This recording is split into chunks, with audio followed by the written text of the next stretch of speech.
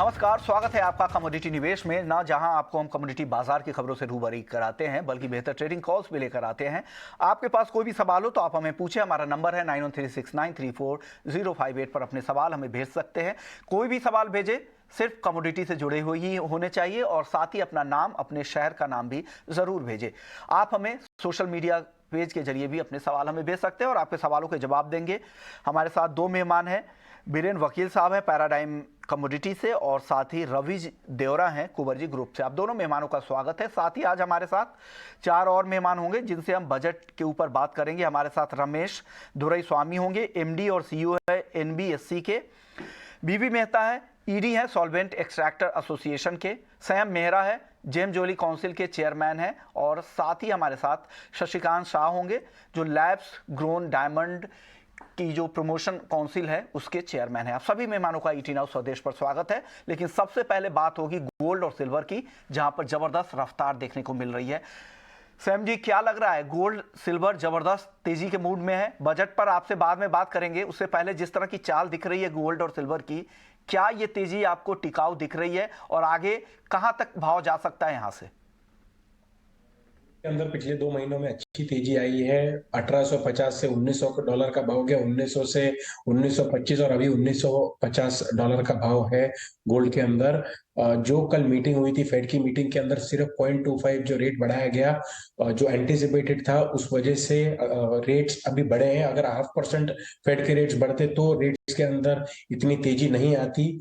लेकिन अभी भी लोगों को अगर लगे तो ये रेट भी बाइंग के लिए है, क्योंकि जो यूरोपियन मार्केट्स के अंदर जो सेंट्रल बैंक्स हैं वो अभी भी अपने ब्याज दर बढ़ाने की सोच रहे हैं, जिससे डॉलर इंडेक्स वीक होगा और गोल्ड फिर से 25 से 30 डॉलर की रफ्तार गोल्ड के अंदर आ सकती है। 58,700 के आसपास गोल्ड है अभी कॉमेक्स के एमसीएक्स के अंदर, और 60,400 रुपया के अंदर अभी गोल्ड मार्केट्स के अंदर अवेलेबल है। लेकिन मुझे लगता है 1,500 रुपए की तेजी, यानी 62,000 तक एक्चुअल हाजिर भाव और 60,000 तक एमसीएक्स आने के करीब में है। अभी भी ये एक लॉजिकली गुड बाय है। जो हल्की सी मंदी 1,000-2,000 रुपए की आएगी इसके अंदर, उसके लिए अभी भी महीना डेढ़ महीना बाकी है। पर सैम, आपका व्यू चांदी में क्या लग रहा है? चांदी भी जबरदस्त मूड, तेजी के मूड में है। और चांदी में बजट से रिलेटेड भी जो डिसीजन हुए, इंपोर्ट ड्यूटी बढ़ाई गई है सरचार्जेस की वजह से, कुल मिला के अब इफेक्टिव ड्यूटी 15% के आसपास हो गई है। क्या उसका ही असर है या इंटरनेशनल मार्केट में तेजी है वो भी सपोर्ट कर रहा है? दोहरा फैक्टर है जो चांदी को रफ्तार दे रहा है। चांदी 70,000 72,000 करीब है, और भाव जो चांदी के बढ़े हैं 5%। जो ड्यूटी के अंदर चेंजेस आए हैं, 15% अभी ड्यूटी जो हो गई है, लेकिन पूरा का पूरा रेट इसके अंदर अभी तक नहीं आया है। अभी भी इसके अंदर कुछ रेट बढ़ने की जगह है, ड्यूटी भी बढ़ने के वजह से। मुझे लगता है अभी 72,000 का भाव नहीं है, 1,000 रुपए की तेजी और सिल्वर के अंदर हमें दिखती है।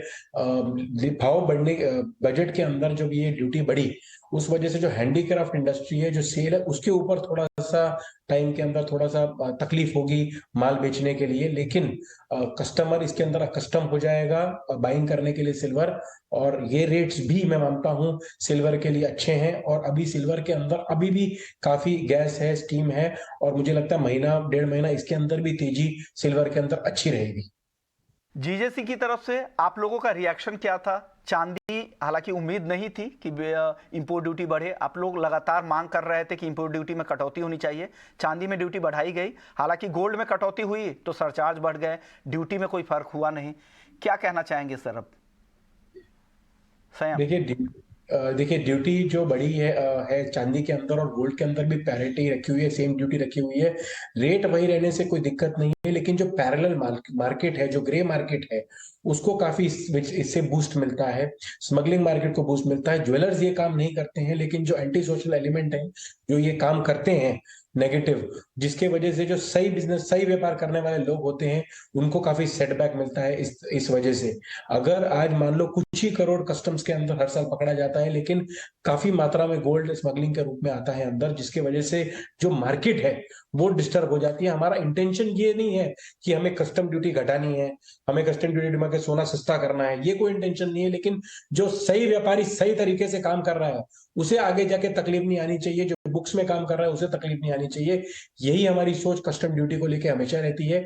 बहुत सालों से हमने मिनिस्ट्री के अंदर ये बोला है कि हमारी ड्यूटी घटाई जाए ताकि सही व्यापार करने वालों को और फायदा मिले, लेकिन काफी टाइम से नहीं हो। अभी 4 तारीख को फिर हमारी मीटिंग है ऑनरेबल फाइनेंस मिनिस्टर से, उधर हम ये फिर से इस बात को आगे पुश करेंगे ताकि लेजिटिमेट बिजनेस करने वालों को अच्छा सिस्टम मिले व्यापार करने का। सैम, आप बने रहिए हमारे साथ। शशिकांत शाह भी हैं, चेयरमैन है lab grown diamond and jewellery promotion council के। शशिकांत जी, स्वागत है आपका ईटी नाउ स्वदेश पर। शशिकांत जी, आप लोगों की इंडस्ट्री के लिए तो काफ़ी अच्छे कदम उठाए गए हैं, आप लोगों की डिमांड भी थी। विपुल शाह भी हमारे साथ बजट से पहले थे, उनकी भी मांग थी कि जो इंपोर्ट ड्यूटी लगाई जाती है 5% की सीड्स पे, उसे हटाया जाए, और साथ ही इस इंडस्ट्री को बढ़ावा देने के लिए भी सरकार काफ़ी कदम उठाने वाली है। क्या कहेंगे बजट के इस फैसले पर? सबसे पहले धन्यवाद ईटी न्यूज को, और साथ में फाइनेंस मिनिस्टर श्रीमती निर्मला सीतारमण जी को खास धन्यवाद कि बजट के अंदर हमारी इंडस्ट्री के लिए जो उन्होंने सोचा और जो राहत दी है, उससे हमारी इंडस्ट्री को बहुत अच्छा बूस्ट मिला है। सभी मेंबर्स जो ग्रोअर्स है लैब ग्रोन डायमंड के, उनको बहुत आनंद हुआ है। जो ड्यूटी 5% स्लैश कर दी है, उससे मैन्युफैक्चरिंग कॉस्ट के अंदर अच्छी राहत मिली है, जिससे प्रोडक्शन बढ़ाने में और प्रोडक्शन को बढ़ा के ज्वेलरी मार्केट तक पहुंचाने के लिए बहुत ही अच्छा समय आ गया है, और इससे जनता तक हम बहुत अच्छी लैब ग्रोन डायमंड की ज्वेलरी लेके जा सकते हैं, ऐसा मेरा अनुमान है। छोटे 2-3 सवाल मैं पूछूंगा। लैब ग्रोन डायमंड का मार्केट कितना बड़ा है? मार्केट साइज अगर बोले नेचुरल डायमंड और लैब ग्रोन डायमंड में कितना फर्क है? आज तक जो माइन डायमंड होता है, नेचुरल डायमंड जो माइन से निकलता है, उसके सामने तो आज भी हमारी इंडस्ट्री वर्ल्ड वाइड में 4% से 5% ही है। तो अगले 25-50 साल तक हमारे लिए बहुत अच्छा स्कोप है। और साथ में इंडिया के अंदर लैब ग्रोन डायमंड ज्वेलरी का अभी 1% भी नहीं पहुंचा है, क्योंकि इसका अभी जो मास मीडिया या awareness to the end user आना चाहिए, वो अभी आया नहीं है। तो इसके लिए अभी हमारे जो मैन्युफैक्चरर्स है, ग्रोअर्स है, ज्वेलर मैन्युफैक्चरिंग वाले हैं, वो अभी इसके अंदर बहुत ज्यादा ध्यान देंगे कि अभी टोटल हिंदुस्तान के अंदर आम जनता तक ये न्यूज पहुंच गया कि डायमंड के साथ कोई लैब ग्रोन डायमंड भी आया है, जो पहनने के लिए भी अच्छा है और कॉस्ट वाइज भी बहुत कॉम्पिटिटिव प्राइस में मिलेगा, क्योंकि ये केमिकली और ऑप्टिकली डायमंड ही है। तो इससे डिमांड भी बढ़ेगी, थोड़ा एडवर्टाइजमेंट अवेयरनेस भी बढ़ गई है, अभी बढ़ाना चाहिए। जो बड़े हाउस है वो जो अगर ध्यान दे तो इसके लिए बहुत बड़ा फ्यूचर बहुत अच्छा है। ओके शशि जी, अब अगला सवाल मेरा होगा, एक्सपोर्ट मार्केट किस तरह का, इंडिया से कितना क्वांटम एक्सपोर्ट होता होगा लैब ग्रोन डायमंड का?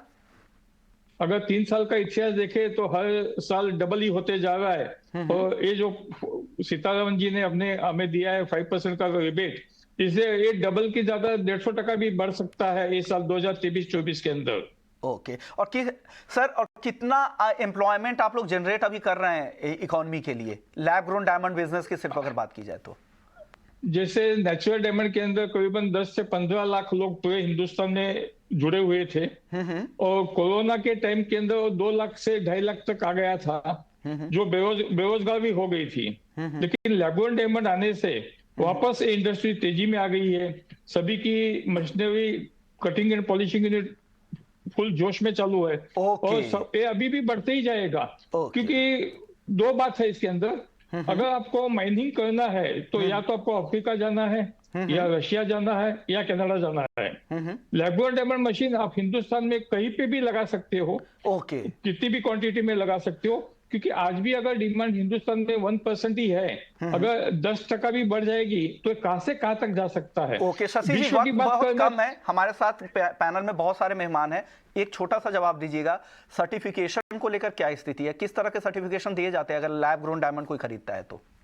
हाँ, तो लैब ग्रोन डायमंड का सर्टिफिकेशन अपने देश की जो जेमोलॉजिकल इंस्टीट्यूट ऑफ इंडिया है, जो फाइनेंस मिनिस्ट्री के अंदर में काम करती है, दूसरी है GIA, Gemological Institute of America, और तीसरी है IGI, International Gemological of IGI, International Jewellery gemmology.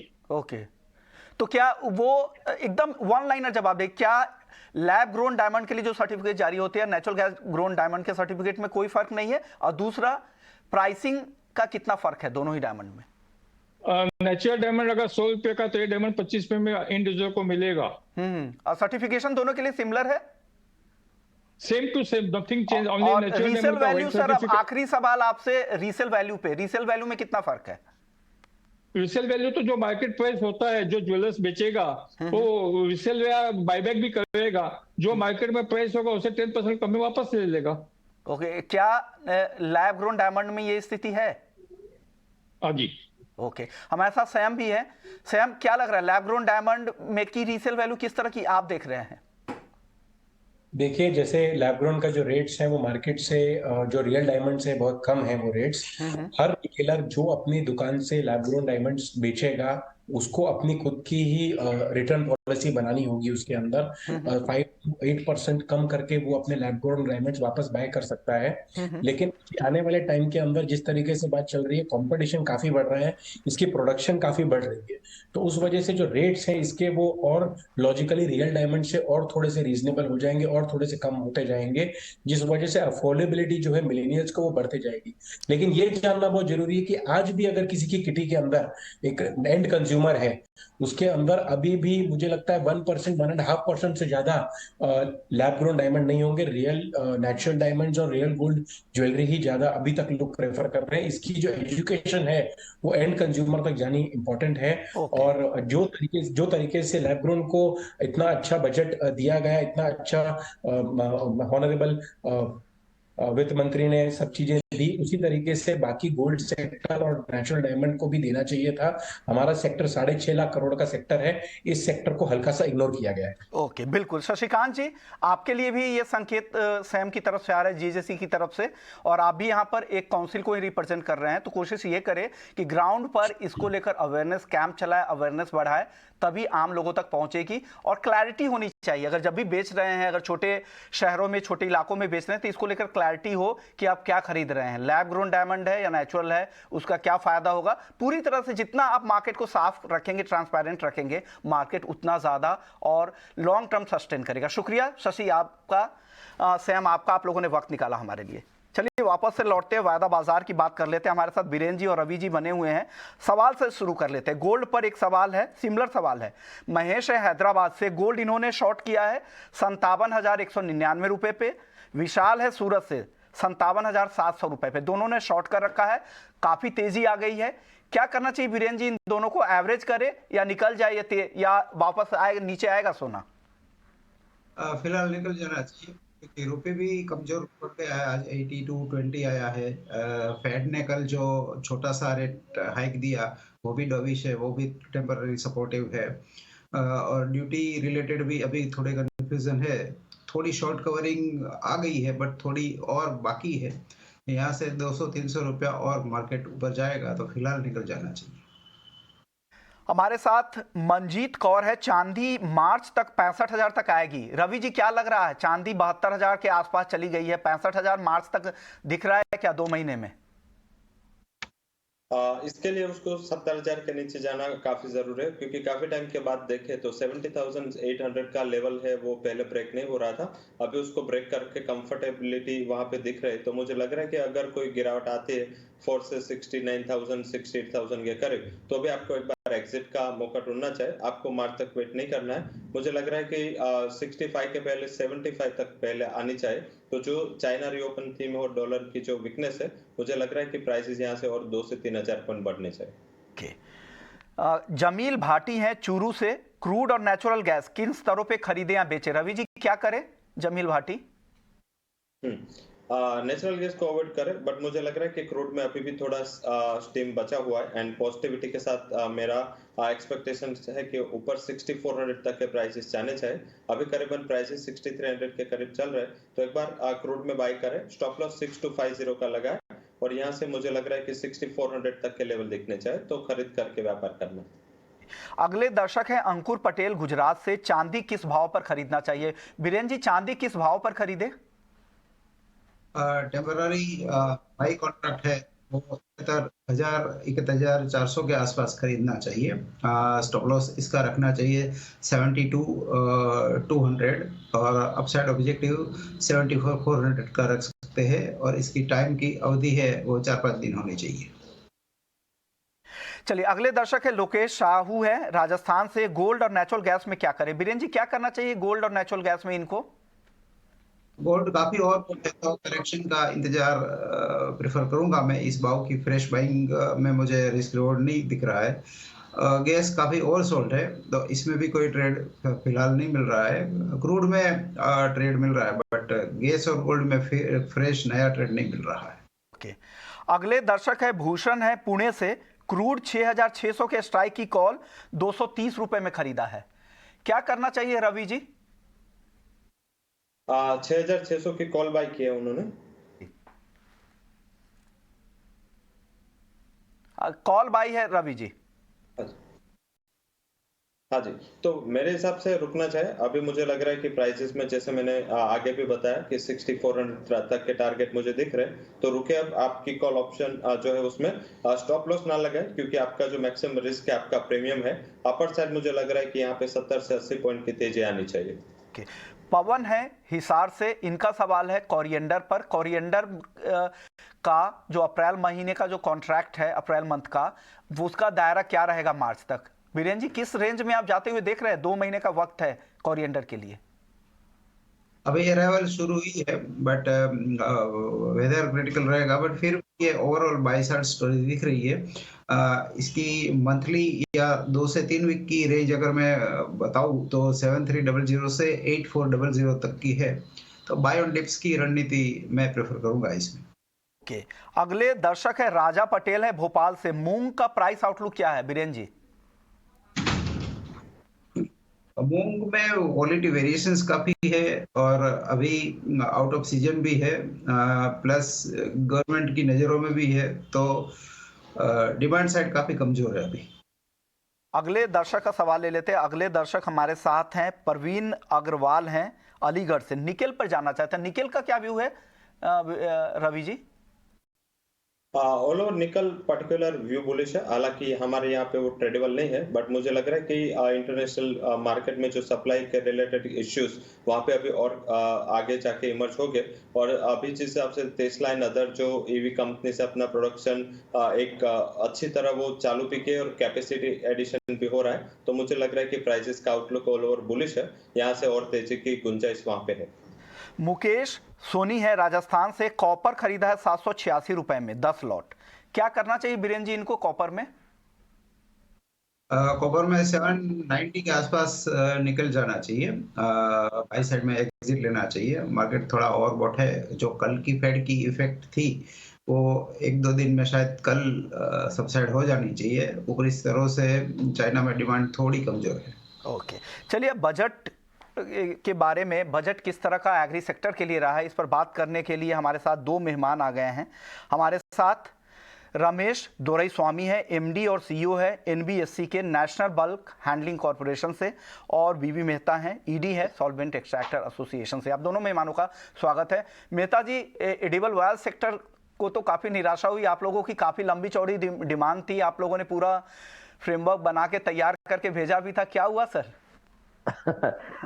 Last 3 साल से मैडम फाइनेंस मिनिस्टर पार्लियामेंट में जब भी बजट होता है हर दफा बोलते हैं कि भाई इंडिया 10 साल में एडिबल ऑयल में सेल्फ सफिशिएंट हो जाएगा।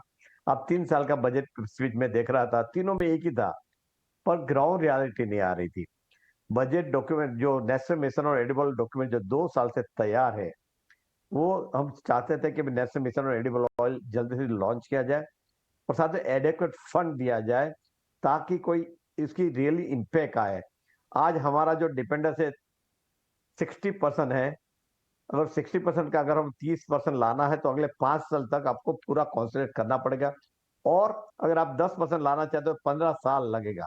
तो उसके लिए मेहनत करनी चाहिए और उसके साथ फंडिंग होना चाहिए। अनफॉर्चुनेटली मैडम से ध्यान से निकल गया है, शायद क्यों निकल गया वो पता नहीं है, मगर सकता है Last मेहता year जी कि हमने वो बजट के 1.5 पहले और बजट के बाद भी वो काफी डिसीजन आजकल सरकार ले रही है। हो सकता है कि आपको आपके लिए अलग से कुछ प्रोविजन करके अलग से फिर कुछ ड्यूटी वगैरह में बढ़ोतरी की जाए, हो सकता है। चलिए उम्मीद तो रखते हैं, उम्मीद तो हम जरूर रखते हैं। ओके, रामा दोरई साहब भी है। रामा दोरई साहब, सबसे पहले आपसे वेयर हाउसिंग को लेकर करेंगे। जिस तरह का गैप है, एक तो डिमांड जिस तरह की होनी चाहिए, जो इंफ्रास्ट्रक्चर आपका होना चाहिए वेयर हाउसिंग कोल्ड स्टोरेज को लेकर, उसकी कमी है। हालांकि सरकार ने बहुत क्लैरिटी बजट के स्पीच में उस तरह की नहीं दिखी, स्टोरेज बढ़ाएंगे, लेकिन क्या करेंगे इस पर कुछ आप लोगों को कुछ संकेत मिले हैं सर इससे? नहीं, अलग संकेत नहीं मिली है, लेकिन एक दो चीज ये बजट में इशारा की गई है, वो अच्छी तरह से की गई है। सबसे इम्पोर्टेंट चीज ये है कि फार्म गेट इंफ्रास्ट्रक्चर जो बोलते हैं, फार्मर के नजदीक में वेयर हाउसिंग या प्रोक्योरमेंट सेंटर खोलने की इंतजाम उसने किया है। उसके लिए उन्होंने उनका इंकरेजमेंट जो 2-3 साल से चल रहा है, वो ए बजट में भी उनका सपोर्ट मिली है। और आप देखे होंगे प्राइमरी कोऑपरेटिव सोसाइटीज पर्टिकुलरली, उन्होंने बताया कि प्राइमरी कोऑपरेटिव सोसाइटीज के जरिए फार्मर को उनके गांव के नजदीक में ग्रेन को स्टोर करके बेचने का सुविधा में थोड़ा सपोर्ट दिया जाएगा। ये एक अनाउंसमेंट हुआ है, उससे शायद फार्म गेट इंफ्रास्ट्रक्चर में और बढ़ोतरी होने वाली है। दूसरी चीज जो अच्छी वेरी काफी सिग्निफिकेंट है इंडिया के लिए और फार्मर के लिए, जो है उन्होंने डिजिटल पब्लिक इंफ्रास्ट्रक्चर अनाउंसमेंट किया है जी। उसमें मुझे ये लगता है कि और डिटेल्स तो आना चाहिए, लेकिन जितना मुझे मालूम पड़ रहा है उसमें शायद ये डिजिटल इंफ्रास्ट्रक्चर से फार्मर को इनपुट्स मिलेगा, मीनिंग सही ढंग से मार्केट में क्या खबर है, क्रॉप के ऊपर क्या, वेदर के ऊपर क्या फोरकास्टिंग मिलना चाहिए। ये सब के जरिए उनको अगर पब्लिक इंफ्रास्ट्रक्चर से डिजिटल मीडियम में इंफॉर्मेशन मिलती है, उससे काफी सुविधा हो सकती है। बिल्कुल, डिजिटली अगर आप साउंड रहेंगे तो डेफिनेटली एग्री सेक्टर को फायदा होगा, और अलग अलग तरीके से आपको हर भाव से लेके तमाम चीजें, आपको कैसे बेहतर भाव पाना है, कैसे भाव के ट्रेंड को पता करना है, वेदर से रिलेटेड तमाम चीजें अगर डिजिटली आपको मिली तो उसका फायदा होगा। लेकिन एक और चीजें मेहता जी आपसे पूछना चाहेंगे, एग्री सेक्टर के लिए लोन का जो टारगेट है वो पिछले जो करंट फाइनेंशियल ईयर है उसके मुकाबले 11% बढ़ा है, 20 लाख करोड़ के जो टारगेट तय किया है। क्या इससे एडिबल ऑयल सेक्टर को कुछ फायदा होता दिख रहा है क्या? इट्स ओवरऑल एग्रीकल्चर सेक्टर के लिए, उसमें एडिबल ऑयल सेक्टर भी आ जाता है, तो फायदा तो जो भी वो होने वाला ही। अब ये बजट काफी अच्छा रहा है, एग्रीकल्चर सेक्टर के लिए भी अच्छा है। सर एक और बात, डिजिटल पब्लिक इंफ्रा की जो बात कर रहे थे दोरई स्वामी जी, इससे कितना फायदा होगा? क्या डिजिटली अगर साउंड होंगे किसान तो कितना फायदा होगा? आप तिलहन इंडस्ट्री को यहाँ पर रिप्रेजेंट कर रहे हैं। देखिए, डिजिटल अगर वो साउंड है तो उनको पता चलेगा भाई क्या मार्केट चल रही है, कैसे चल रही है, कब बेचना है, कहाँ बेचना है, वो सारे चीज उसके सामने होगी, तो क्या आराम से बेच सकता है। मगर एक चीज है, डिजिटल उसमें फ्यूचर ट्रेडिंग भी आ जाता है। फ्यूचर ट्रेडिंग बंद है, अगर फ्यूचर ट्रेडिंग खुला होता तो उसको पता रहता है कि भाई आज भाव क्या है, 1 महीने के बाद क्या है, 2 महीने बाद, 3 महीने, तो वो डिसीजन ले सकता है। वो भी पार्ट ऑफ द डिजिटल। तो आज क्या आपके पास नहीं है, सोयाबीन में भी नहीं है, मस्टर्ड में नहीं है, तो वो भी फिर से फ्यूचर ट्रेडिंग फिर से खोलना चाहिए, तो ताकि वो डिजिटल प्लेटफॉर्म किसान को किसान के सामने आए, और साथ में इंडस्ट्री को भी फायदा होगा कि आज मेरे एक एक्सपोर्ट कर रहा हूँ, मेरे को पता नहीं कि मेरे को 3 महीने के बाद एक्सपोर्ट सोयाबीन मिल करना है, तो कौन से रेट में मेरे को सोयाबीन मिलेगा, और मेरे पास इतना फाइनेंस नहीं है कि मैं पूरी क्वांटिटी आज लेके रखूं। अगर कंपनियों को जो बढ़ावा दिया जाएगा, स्टार्टअप्स के लिए जो फंडिंग होगी, क्या इससे भी काम हो सकता है क्या मेहता जी? I'm not an expert on that particular comments here. नहीं, मैं इसलिए पूछ रहा हूं कि पूरी वैल्यू सप्लाई चेन में तो तिलहन में भी हर तरह के लोग रहते हैं, तो क्या एग्रीटेक स्टार्टअप कंपनियों के आने से कितना फायदा होगा? नहीं, फायदा जो एक और जो एग्री एक्सेलरेटर फंड जो है, that is very important, that will strengthen the entire supply chain.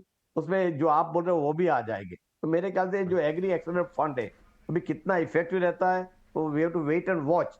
पर जो उसका जो एम है बड़ा अच्छा है, to strengthen the entire supply chain, उसे स्टार्टअप भी आ जाएगा। Rama Doraiswamy ji, accelerator fund जो होगा एग्रीटेक के लिए, जो इनोवेशन करेंगी, जो कंपनियां करना चाहेंगी, उनको फंडिंग किया जाएगा, ये एग्री सेक्टर के लिए कितना गेम चेंजर होगा और क्या वाकई ग्राउंड पर फायदा होगा इसका? नहीं, बिल्कुल फायदा होगा। और एक चीज आपको एम्फेसिस जो दिया गया है ये फंड में, this is to promote rural entrepreneurship. ये जनरल एग्री सेक्टर फंड लगता नहीं है मुझे, ऑफ कोर्स डिटेल्स देखना पड़ेगा। सी देयर आर स्पेसिफिक जो फार्मर की प्रॉब्लम्स जो है क्रॉप कल्टीवेशन में हो या यील्ड्स में हो या मार्केटिंग में हो, उसको सॉल्व करने के लिए ये startup fund will be focused on and it will promote rural entrepreneurship. It is not for general startups in my opinion. It is going to be focused maybe on rural entrepreneurs and farmer problems. ये तो अलग ढंग की agritech company को बढ़ावा दिया जाएगा। आखिरी सवाल मेहता जी आपसे होगा, क्या ओवरऑल किस तरह की रेटिंग आप देना चाहेंगे इस बजट को? अगर आप 10 में से पॉइंट पूछे तो मैं 8 गिनूंगा। ओके, दोराईस्वामी जी, और एग्रीकल्चर भी 7 से 8 है। दोराईस्वामी जी, आपका रिएक्शन, आप कितनी रेटिंग देंगे इस पूरे बजट में 10 आउट ऑफ? मैं इंटेंट की वजह से 1 दूंगा, एग्जीक्यूशन में 6 दूंगा, क्योंकि अभी तक जो पहले अनाउंसमेंट की गई है उसका एग्जीक्यूशन में थोड़ी कमी रही है।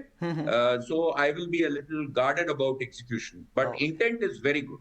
ओके, एंड इंटेंट क्लियर था। रूरल इकोनॉमी को बूस्ट करने के लिए कई सारे कदम उठाए गए, देखते हैं ग्राउंड पे कितना इंप्लीमेंट होता है, एग्जीक्यूशन कितना हो पाता है, ये जैसा दोराईस्वामी साहब कह रहे थे।